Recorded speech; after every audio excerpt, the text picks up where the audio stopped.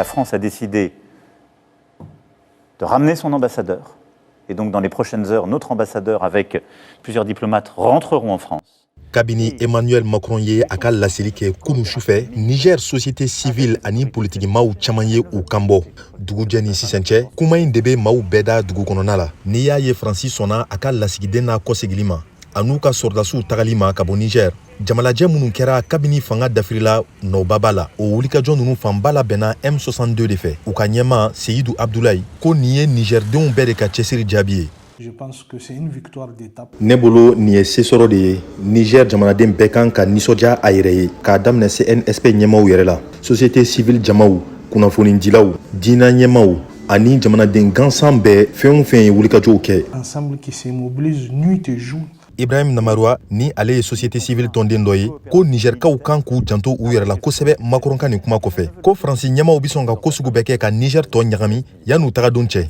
Parce que vous n'êtes pas sans savoir. Aw b'a kalama ko a fɔlen don ko Faransi ni bingani wɛrɛlaw bolo bi ɲɔgɔn bolo k'a sɔrɔ dun u ko k'u nana an dɛmɛli de kama Niger yan nɔ donc ni bi an ye u jagoya u ka taa ka bɔ an ka jamana kan u bɛ se ka ko sugu bɛɛ lajɛlen kɛ walasa k'an ka jamana ɲagami yan'u taga don cɛ o de kama an b'a fɔ jama ye bɛɛ k'i hakili to i yɛrɛ la ne bɛ se ka jate maaw fɛ minnu y'a fɔ ko nafa ma kɛ Faransi sɔrdasiw ka nali la u tun bɛ yan nɔ kabini san caman foyi dun ma se ka yɛlɛma ka bɔ jatigɛwale kɛlɛli la donc ne bolo ni fɛn min man ɲi aw bɛ o système falen anw ye o baara de kɛ. C'est pour cela que nous invitons les uns et les autres à redoubler d'efforts. Amadou Isifou Saïdou ni ale ye politikitɔn ɲɛmaa ye ko nin ɲɔgɔn samasama minnu kɛra Faransi ni Niger cɛ na gɛlɛyaba don u ka baara ɲɔgɔnya la wagati nataw la. Ale ko kabini wagati min CNSP ye Faransi lasigiden gɛn ko Macron tun kan ka sɔn ka cɛ in na kɔsegi nka bi k'a kɛra ji bɔlen ye min tɛ se ka cɛ bilen k'a sɔrɔ dun ko nimisa ye Faransi de ta ye. Amadou ka fɔ la Niger ni Faransi ka lakana bɛnkan ma nafa foyi ɲɛ sabula ko fosi ma se ka bɔ jatigɛwale kɛlɛli la.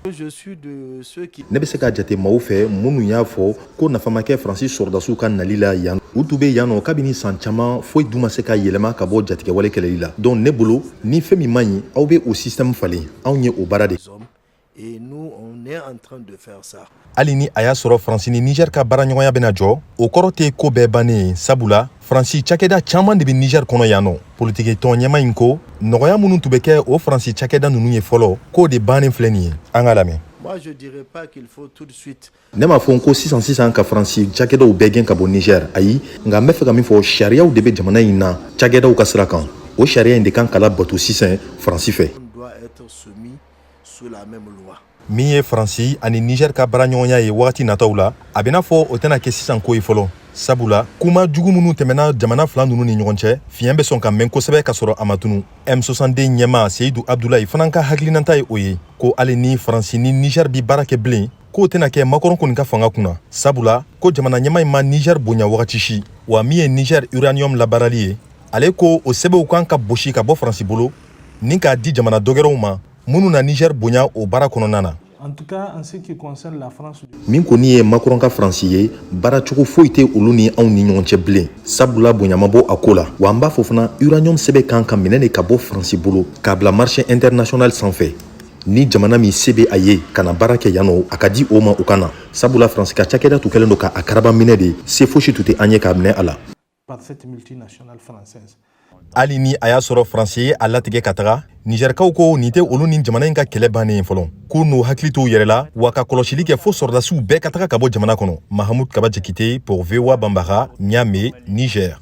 Entrer de manière ordonnée dans les semaines et les mois qui viennent. Et là, nous concerterons avec les putschistes parce que nous voulons que ça se fasse dans le calme.